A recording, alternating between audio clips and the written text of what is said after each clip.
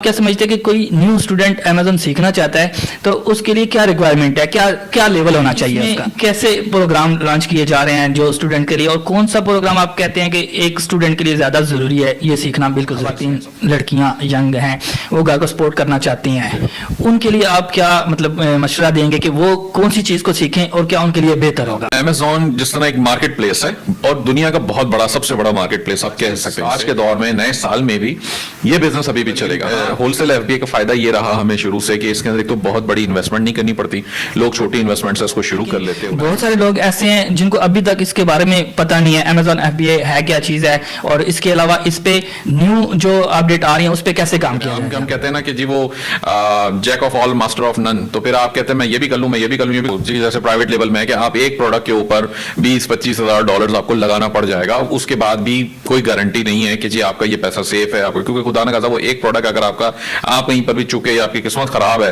तो वो सारा पैसा आपका फारिग हो जाना है। जीपीटी के पास तो एक पूरी उन्होंने डेटाबेस बना दी है कि इतनी बड़ी, उसके पास सारा कुछ है।